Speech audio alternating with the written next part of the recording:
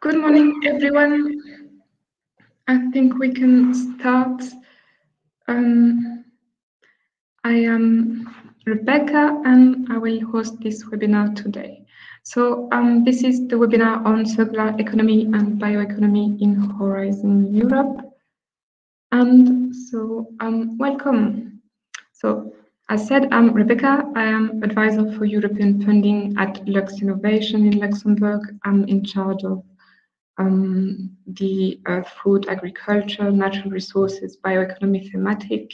With me today is Stefano. You can see him in the little screen down there. He's senior advisor in charge of industrial thematics, and he will also support companies for the access to finance programs.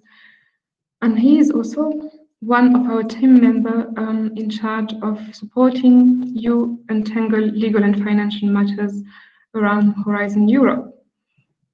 A brief note on the housekeeping rules before we start. This webinar is recorded, and the recording will be made available in the coming days on horizoneurope.lu. The slides will not be shared, but you have access to the video of the recording, so you will have the slides. The tool we use allows for a chat on the right of your screen and a Q&A. There's a Q&A tab, so please ask your question. Feel free to ask the questions. We have a dedicated time to answer them later on. The webinar will last around 60 minutes. So sit back, take your notepad, and let's go. The agenda of this session, so first a brief introduction, then we will see Horizon Europe in brief, what it is, what it means.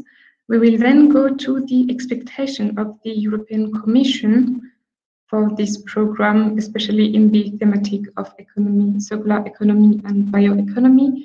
Then we will see how the circular economy and bioeconomy are translated into Horizon Europe, and we will finish with the Q&A.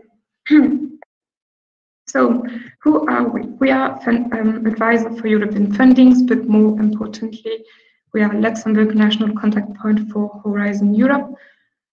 We offer a public service for Luxembourg actors, stakeholders, regarding the application process of for Horizon Europe. So we help you to identify European fundings that are relevant and that match your ID. We also work with you to identify the best partners, to be sure that in the case of collaborative projects, the complementarity is there within the partners. We offer technical support, such as providing advice, trainings. These webinars are part of this technical support. We offer trainings on how to write an excellent proposal. We do proposal review, answer legal and financial questions, all that for you to be successful in your application for Horizon Europe fundings. So, the other one.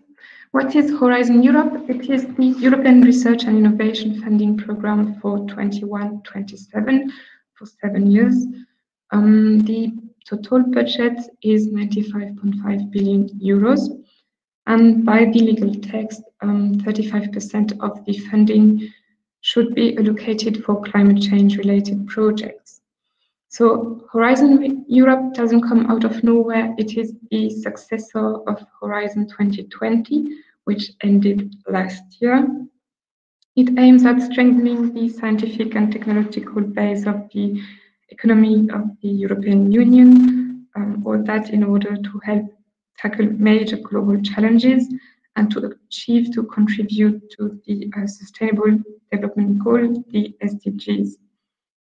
So the program has an international view with the SDGs, but it has, most importantly, a European ambition, and it is to help and to drive the European twin transition. By that, we here the transition towards a digital future of the European Union and the green transition. So Horizon Europe there will boost the innovations capacity of the European Union and its competitiveness towards this goal. So what is the digital transition? What is meant there? So the digital strategy of the European Union is around 3 axes. The first one is a technology that works for people, so meaning investing in digital skills for all the European citizens, for instance. The second axe of the strategy is that the digital environment, the digital world, will help for a fair and competitive digital economy within the European Union. So to have a strong, innovative community around digital innovations, also to make sure that the European rules are fit for the digital age. And the third axe of this strategy is to have an open, democratic, and sustainable strategy through the digital. There we hear that the use of the technology will help Europe to become climate neutral by 2050, and it will, the digital world will reduce its carbon emission. Then we have the green transition, better known by the Green Deal.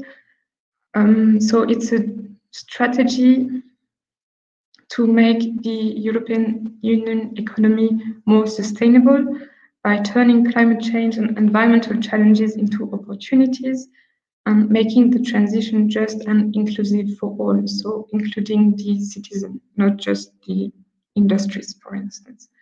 It's systemic and comprehensive. It targets all environmental pressures linked to the material consumption. So you have the energy, the building and construction sectors that is targeted there, the industry, the ecosystem, food value chain, the mobility, for instance. And this digital strategy and Green Deal strategy will help the European Union to reach its target of 2030, which is to cut the greenhouse gas emission by 55% and to set the Europe on a responsible path to become climate neutral by 2050. So these international goals, SDGs, and the green strategy and digital strategy are shaping Horizon Europe, but they are not alone. There are other strategies and policies you need to be aware of. They are complementary. They all have been reviewed in the last years, or they will be soon reviewed this year, maybe next year. So there we have the EU Biodiversity Strategy for 2030, the Circular Economy Action Plan, the EU Industrial Strategy, Bioeconomy Strategy, the Forest Strategy, which will be published very soon. You have the Blue Growth Strategy for the marine economy, the Chemical Strategy for sustainability, EU Plastic Strategy, the EU Climate Policies that will be published in the coming month and will be an update of the previous one. So Horizon Europe, as you can see, encompasses a lot of thematic, but it is structured. So it is organized around 3 pillars, and you have supporting action. So pillar 1, excellent science, aims at reinforcing the European Union scientific leadership and capacity, targeting high quality knowledge and skill development. Pillar 2, there it's about global challenges and industrial competitiveness. So it addresses the EU and global policy, the competitiveness challenges and opportunities. It is organized around 6 thematics named clusters. And then you have the pillar 3, Innovative Europe, which support the scaling up of breakthrough and market-creating innovations. Before going further, I would like to go on the definition of circular economy and bioeconomy by the European Union, so we speak the same language for the rest of this session.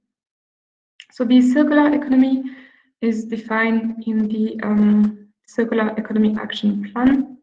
It is described as the preservation of product value, materials and resources in the economy for a long time period with a decreasing production of waste. So it encompasses all life cycle product phases, which are the extraction of natural resources, the conversion of these natural resources into product, the reconversion of unused materials, including waste, into sources for new product. The bioeconomy, this means using renewable biological resources from land and sea, such as crops, forests, fish, animals, and microorganisms to produce food, material, and energy. It's very important for a systemic change. Bioeconomy supports the systemic change. It aims at tackling the economic, social, and environmental aspects of the Green Deal by seeking new ways of producing and consuming the resources while respecting the planetary boundaries and moving away from the linear economy, which is the extensive use of fossil and mineral resources. So now on the Commission expectation based on the policies we have seen and this definition. So the European Commission, wants to transform the linear economy into a circular economy. For that, it's setting the direction of research and innovation activities. This is Horizon Europe. You have top-down goals, so it's programming. The Commission would like to bring mature innovation to the market quickly in order to contribute to the 2030 objectives of cutting by 55% the emission of greenhouse houses.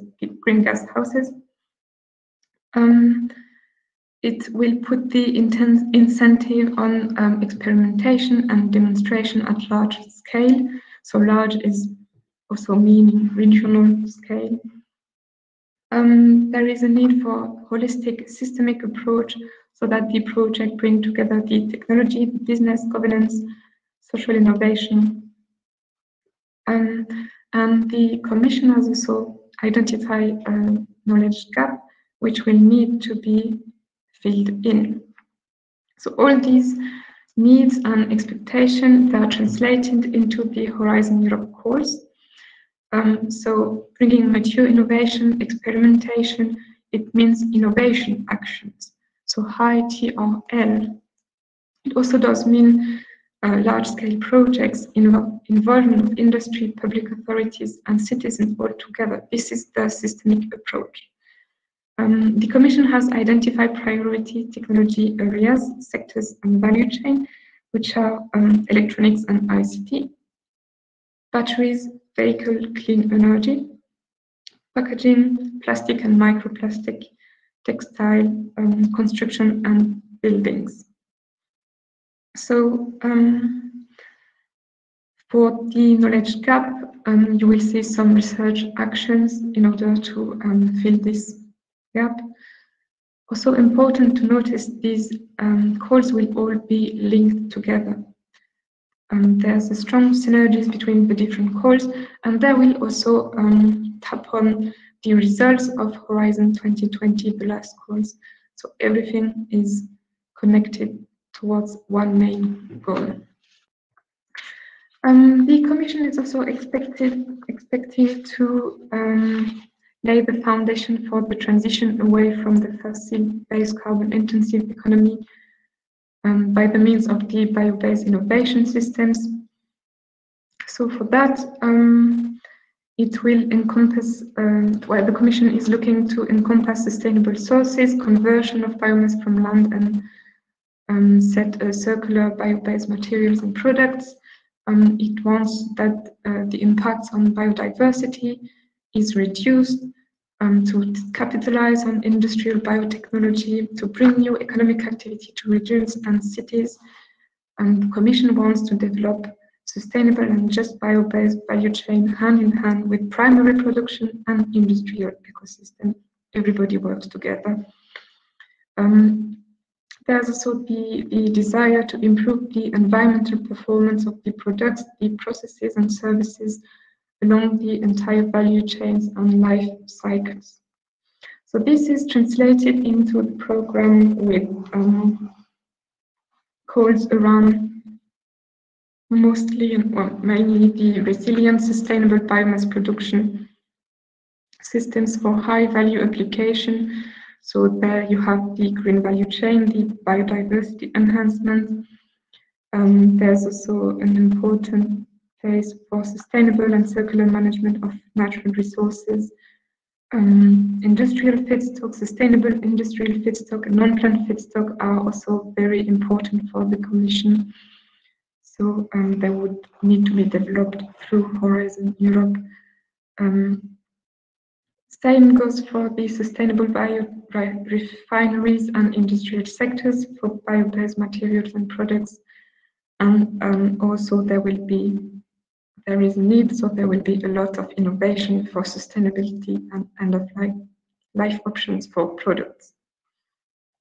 So these are the expectations of the Commission. So develop a circular economy and moving away from the fossil-based carbon-intensive economy. Where do you find these calls now? Within Horizon Europe. So, as said, it's the program is organized around pillars, and the most logical place you can go for finding circular economy and bioeconomy calls and projects would be in Pillar 2, Cluster 6, Food, Bioeconomy, Natural Resources, Agriculture and Environment. In these clusters, you will find calls for the systemic approach across the sectors, which includes the civil society, which covers the whole value chain, including technological, business, governance, and social innovation aspects. Then you will also find some calls about circular economy and bioeconomy in Cluster 4, which is about the digital industry and space, especially regarding the industrial aspects of it. So Cluster 4 targets the industry and technological aspects of raw material supply. It includes the construction with lower environmental footprints, digital technology, circularity, and advanced materials. But you also have some calls in the Cluster 5, climate, energy, and mobility. There, it covers the cost-efficient net zero greenhouse gas energy system centered on renewable. The calls and topics there will be targeted in another webinar, which we are scheduling for early March. And you can also find calls for circular economy and bioeconomy in Pillar 3, Innovative Europe. There it's bottom up in the European Innovation Council, but Stefano will tell you more about it afterwards. So, around Horizon Europe, you also have circular economy and bioeconomy topics and opportunities, especially in the partnership. So it's the European Commission that comes together with the industrial sector, and they work toward one aim. It's a more industrial application than the Horizon Europe course would be. You have one very interesting partnership, the Circular Bio-Based Europe CBE, which will work towards having sustainable innovation for new local value from bio-waste and biomass.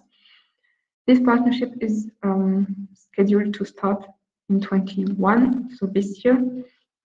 As you may know, the budget negotiations have taken a bit more time than expected, so everything is delayed.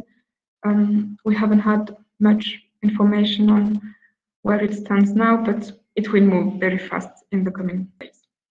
And then you also have circular economy and bioeconomy topics in the mission. The mission is it's based on the Apollo 11 mission to have 1 man on the moon, and then everything is done to reach that goal. So there, the goal is to have 100 climate neutral cities by 2030, by and for the citizens. This is really important there. Within the mission, the role of citizens is primordial. So there will be calls, but so it will target to have by 2030, so these 100 climate neutral cities. Now, let's go deeper in Horizon Europe, and especially within the work program and the calls. A brief note at this stage, we will not disclose the calls because they are not public yet. We, as national contact point, we have access to the drafts. They may change until the official publication. It's still a work in progress.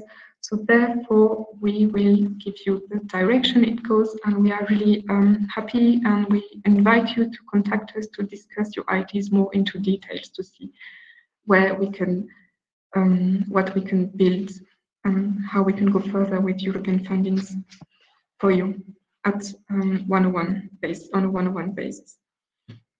So circular economy and bioeconomy within the cluster 6, it has a really strong local and regional focus. This is, you can see it firstly through this Circular Cities and Region Initiative, CCRI. It's part of the EU Circular Economy Action Plan, and it focuses on the implementation of circular economy solution at local and regional scale. The local and regional scale is really important because, first of all, the local and regional authorities are responsible for the key sectors of circular economy and bioeconomy.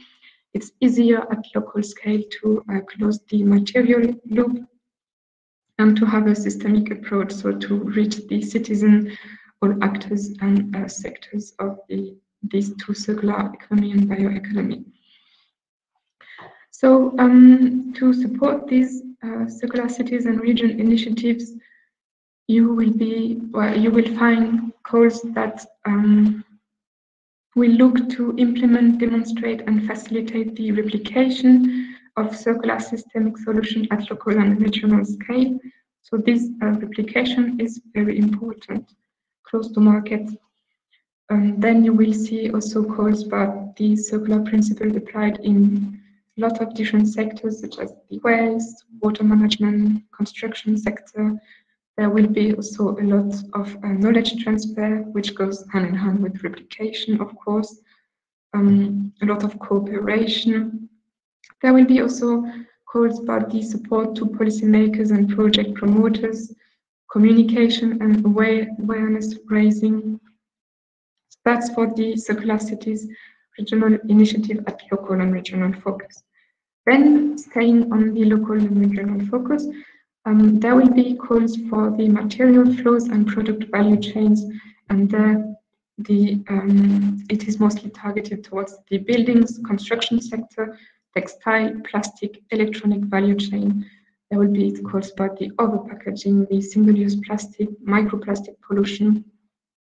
The blue bioeconomy is also targeted, and the biotechnology value chain as well. So you will have calls on the role of algae, on the marine microbiome, for instance. Now on the right, coming to the bio-based systems and the bioeconomy, calls will target the extreme environments and adaptation strategies, the photosynthesis. You will have calls on the life science and digital technologies.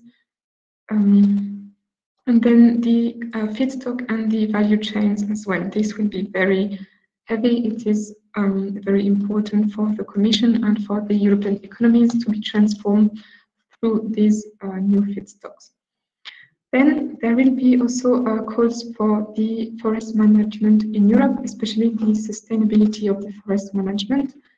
And you will have calls around digitalization, biodiversity of the forest, for instance. So this is the cluster 6, strong local and regional focus. A lot of thematics of the circular economy and bioeconomy will be targeted in the work program for 21-22. Now I will leave the floor to Stefano, who will cover the industrial focus, which is within cluster 4. Stefano. Thank you very much, Rebecca, and good morning to everyone. It's very nice to see so many of you registered to this webinar today. And yes, I will tackle some of, well, really a small part of cluster 4 today. The cluster 4 is, yes, it's very big and diverse as a cluster in Horizon Europe. And indeed, I'm supported by 2 other colleagues in this digital industry and space cluster to address all the different points that it addresses, it targets. And yeah, indeed, circular economy is part of also cluster 4. It's part of the industrial technologies area of cluster 4. And I have identified like 3 keywords that basically you, well, Rebecca told you, yes, that work programs are not yet public. We know that there are some drafts around circulating, and there was a leak on Science Business about it. We are happy to discuss on an individual basis. And if you basically, if you want to target circular economy in cluster 4, you have basically to look at this, to think about these keywords that I've identified. The first one is processes for planets. And for those of you who know a bit the functioning of Horizon Europe and of course what will happen also in Horizon 2020, sorry, what will happen in Horizon Europe, basically Processes for Planets is a co-program partnership, the successor of Spire. So if you knew about Spire in Horizon 2020 and you're interested in Horizon Europe, then yes, this is something that you have to look for.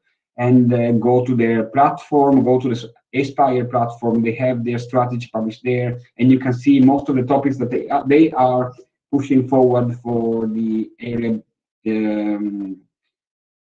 basically managed by the co-program partnership Processes for Planets. Another very important point is the hubs for circularity. Hubs for circularity come indeed from the roadmap from Aspire, from the Aspire Association. And basically they are geographically defined industrial areas, but they are pretty mixed also. You can have mixed industrial and residential areas. And basically what they target is zero waste to landfill, industrial symbiosis, and resource efficiency. So you have this geographical area which are trying to achieve these technical goals in order to be circular. And what's really important is transitioning high-emitting industries to renewable energies, being them hydrogen, biomasses, and electricity. So the energy transition focus on industry. There is much more in cluster 4. There will be a series of webinars targeting the different aspects. So if you're interested in other aspects, like for instance, digitalization, data, space, tune in on our website and register to the events that are already open for registration. So let's speak first about hubs for circularity. Basically, there are some topics, both in 2021 and 2022, that the Commission will propose for the hubs for circularity. The main aim is the demonstration here. We have had already in Horizon 2020 projects about hubs for circularity on a research level. So now we are going towards the demonstration. So higher tier projects where you have the demonstration of industrial-urban symbiosis in mixed areas. The area is considered roughly, but it's not fixed, not carved in stone, around 50 kilometers in radius. So what the Commission expects, they want to have circularity happening at different levels. So zero waste to landfill, so all the waste is recycled. Plastic can be a feedstock. Energy reuse. Energy reuse is very important in the framework of industrial symbiosis. So what you have And I've seen that there are people from outside Luxembourg, but if you are from Luxembourg, you know that, for instance, here in Belval, where we are in Lux Innovation, you have the wasted energy for the ArcelorMittal plant, which is feeding into the heating of the district of Belval. So this is what they're expecting, both for residential use, but also that wasted energy from one industry can be used by other industry across sectors and across value chains. The same applies to waste as well. Water recovery. So water that some industries are wasting is basically recovered, treated, and you can have a more efficient use of it. This should be enabled by digital solutions and platforms, and I can imagine digital twins platforms where you can marketplaces where you can have much offer and demand of waste. But also, what the Commission expects here is regulatory initiatives. So basically, what you can expect here is that you need to bring in the public authorities to facilitate the regulatory aspects related to this. Two other very important areas: the greening of the steel industry and the energy transition. Steel industry, you know, is a major emitting industry. So you have significant quota of emission are coming from the steel making plants. And you know, I'm Italian. I have experience of that. Luxembourg, we also have experience. There are many areas where steel is still very important, and that they are going towards greening of the production. And for this, what you can expect in this area, the hydrogen and electricity-based metallurgy. So basically, instead of using coal, for instance, how you can produce steel thanks to hydrogen as a reducing agent, or electricity to provide temperature. Further hybrid heating technologies in steelmaking, for instance, the use of biomasses. And yes, also, since to make steel you have to extract iron, also the reduction of the environmental footprint of the extraction industry.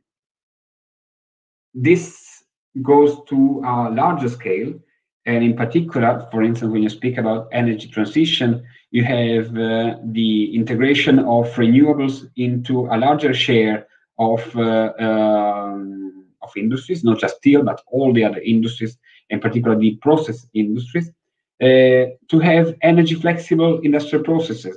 So the digital tools and storage and conversion tools on site that can be put in place just to, not just to, but in order to facilitate and enable the how can I say, yes, the fact that the industries are less depending on energy coming from the grids, but also that they can have a flexible demand depending on the time, taking advantage of storage and conversion. And then, yes, hydrogen is one of the big actors here, and hydrogen to replace fossil fuels. Rebecca anticipated that the EIC is also an area where you can find space for circular economy. And the EIC has transformed quite a lot from Horizon 2020 to Horizon. For those of you who are familiar with Horizon 2020, you remember that you had in Pillar 1, you had the excellent science, and within excellent science, you had future and emerging technologies. While the EIC Accelerator was inside Pillar 2 under the leadership and enabling under the leadership and enabling industrial technologies. So for Horizon Europe, instead, how we have also seen in the slide that Rebecca presented, you may have seen it also in our launch event.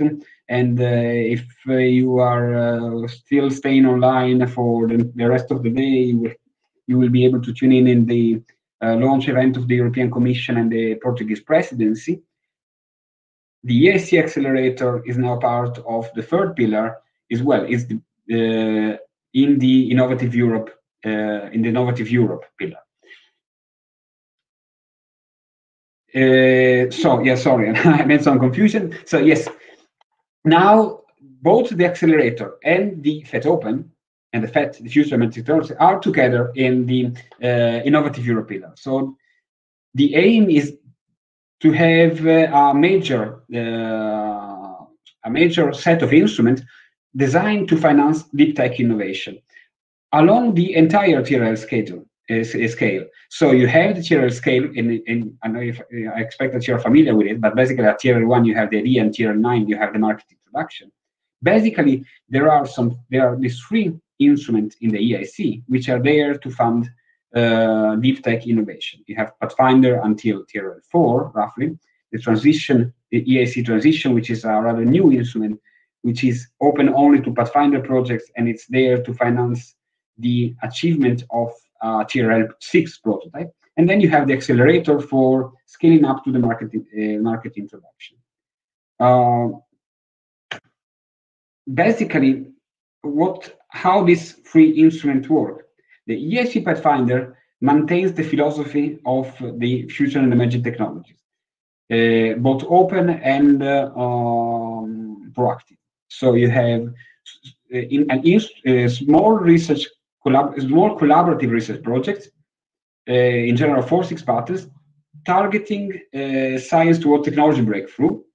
The size is up to 3 million euros, and the duration is 3 to 4 years.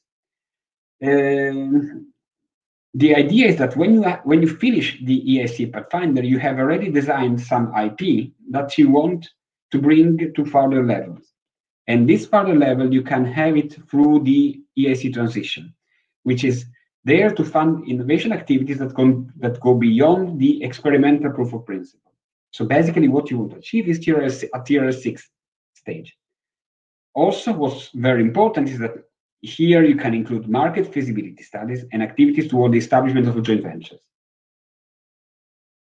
Once you have done your transition and you have your feasibility study already done, you say, okay, am I good enough to go for the ESC Accelerator? Yes, no. If yes, you can go and apply to the ESC Accelerator. And basically there you have both grant and equity investment from the Commission to go for ambitious market scale-ups. We will have a dedicated webinar for the EIC. So I think it's on, yes, in 2 weeks from now, if I remember correctly. Rebecca will be able to confirm it. But today, I just wanted to point out that the EIC is essentially a bottom-up scheme. So you're free to come with whatever idea you have, and you have quite some flexibility also in terms of entities that can participate. And I can tell you, for instance, for the researchers that are here today, that one of the major differences into the ESC Accelerator is that you don't need to have a company already established to apply, but you can apply as an individual researcher with a business plan for your startup. So you are free to come with your idea, and in many cases, you are free to come with quite a wide range of configurations. And when it comes to the top-down part of the EIC, you have first a dedicated budget line, which is essentially coming from the Next Generation EU package. And then you have also some quite interesting topics that you can target. If you are at Pathfinder level, so at very low TRL, and you're interested in a circular economy and greening the industry, you can, for instance, consider the novel routes to green hydrogen production. If you are in the transition phase, so if, for instance, you have already done a Pathfinder or a FET Open in the past on these technologies, you can apply for the energy harvesting and storage technology. And instead, if you are at the accelerator stage, you can apply for the Green Deal innovation for the economic recovery area. So you have at all the tier L levels, you have space for you to apply with projects on circular and green related aspects. Yes, this slide is probably the final one, and it's a message for you all. We have Luxembourg is a small country, and we are really happy to see quite a lot of applications from Luxembourgish actors in Horizon 2020, and we are keen to see you applying also in Horizon Europe. However, if you don't plan to apply immediately, or if you have if you want to take a year off, or you want just to try, we recommend you to register as an expert. Expert can assist in the evaluation of proposals and also in the monitoring of the action of the projects. So basically, you are free to go to the funding and tender portal. And yes, Rebecca has prepared this slide and has highlighted that in the top ribbon in the funding and tender portal, you have this work as an expert part. I have been an expert myself before becoming national contact point and a national delegate, which is precluding me to be an evaluator, of course, because I have the mission of we have the mission of encouraging Luxembourgish participation, so we can have a bias in evaluating Luxembourgish proposal. But everyone can accept, well, us, for instance, everyone can register. And if there's no conflict of interest when evaluating a proposal, for instance, you will be invited to evaluate. This is, I can tell you from a very personal experience, it's a great experience. You know that when you apply to the European grants, you have this evaluation criteria basically in the work programs and in the portal. These evaluation criteria are rather clear, but there is what we call the European jargon into that. And of course, when you are an evaluator, you get the explanation on how to judge on this criteria. You get the detailed questions that you need to ask yourself to evaluate efficiently a proposal. And therefore, you really understand how how you can write a better proposal in order to be selected in your next attempt. So really go to the portal, register. If you are involved in a proposal, you basically tell the officer from the commission inviting you that sorry, I cannot, and because I have a conflict of interest, and they will call you next time. If you're not, they will try next time. So go for it. It's really worth the effort. You get also some money, and in particular for young scientists, it's always a good thing to integrate the salary with some extra for trips and holidays when we are going to be able to do them again. And with this, yes, we are happy to take any question from you, and please shoot. Thank you, Stefano. Yes, you can ask your question in the tab questions on the right of the tab chat. So we will give you a few minutes, and well, if there is no question, do not hesitate to contact us. I will put our email address in the chat so you have them and to discuss your project idea, or you have them here as well. Yes. Also, in the meantime, we have a newsletter where we send all the invitation for the events, trainings, the latest news. You can register on it. It's on horizoneurope.lu. It's free, and if really you don't want to receive it later on, you can just unregister. If I can, one sec, Rebecca, for the non-Luxembourgers here today in the webinar, of course, we are, well, first, thank you for joining us.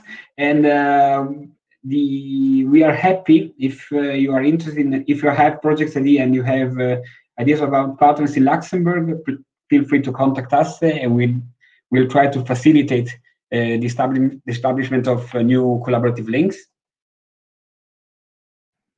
So to answer the question, Lux Innovation only supports Luxembourg companies. We are the National Innovation Agency, but for European partners, in the case of European funding, we can help you find Luxembourg partners.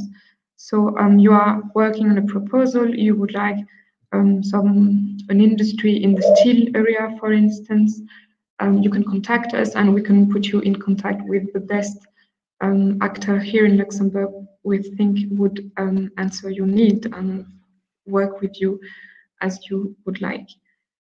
So sorry for that, we can support other European companies that are not based in Luxembourg for European fundings, for instance.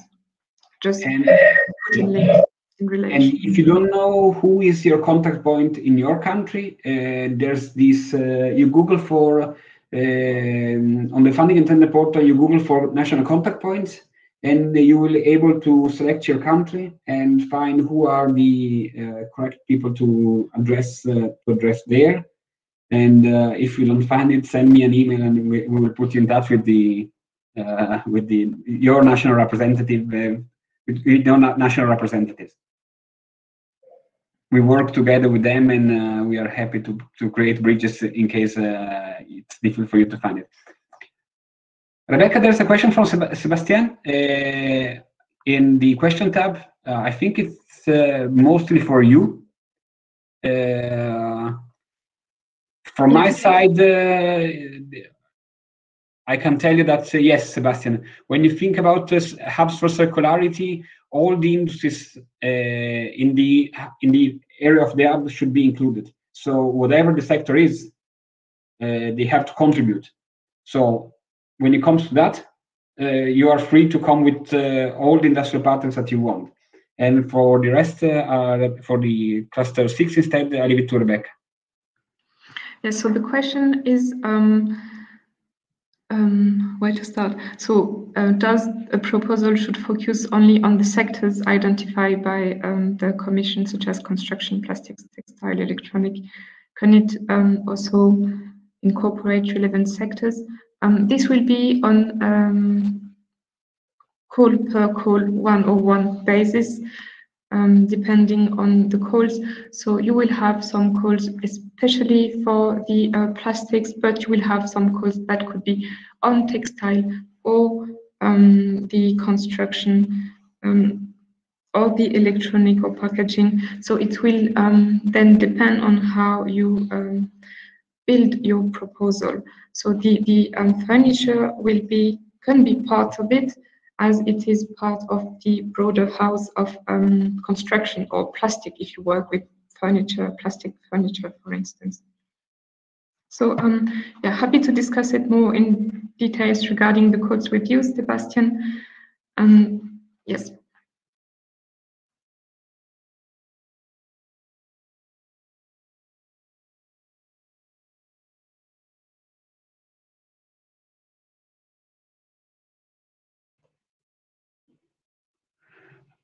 Okay, I think I can take this question from Ramses.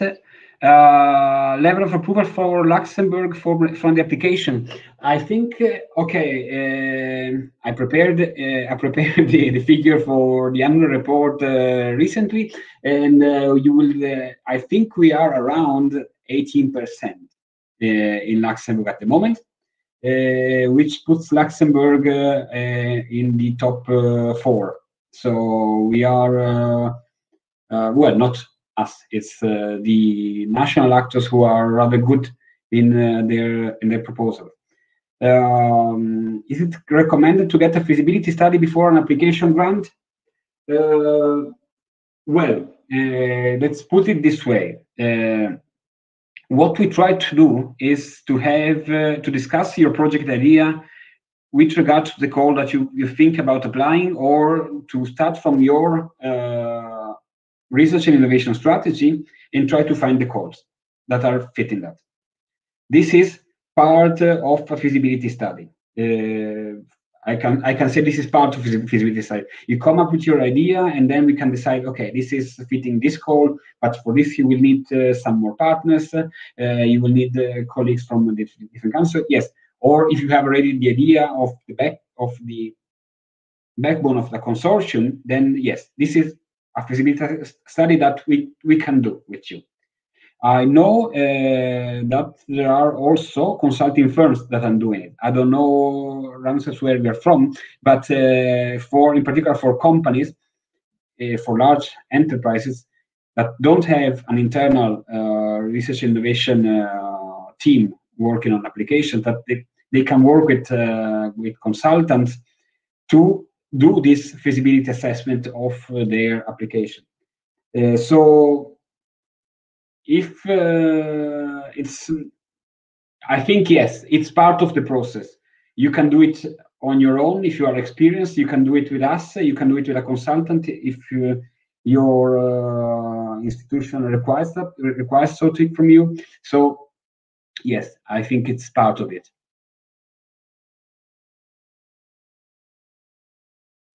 It's what I would like to point out, it's different than the feasibility study that was for those of you who are familiar with it, with the phase 1 of the SME instrument. There it was a formal feasibility assessment that was basically the basis for preparation of the business plan of the phase 2. It's a bit more specific. What we try to do is a more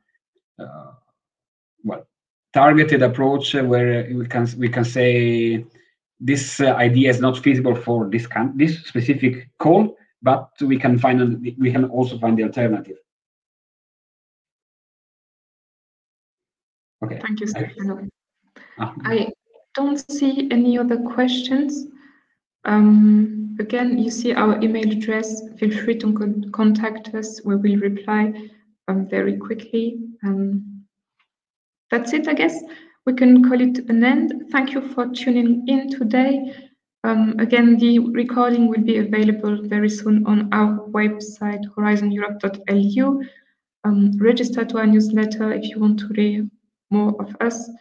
And I'm wishing you all a nice day, wherever you are, and a nice end of the week. Thank you, and goodbye. Bye, thank you.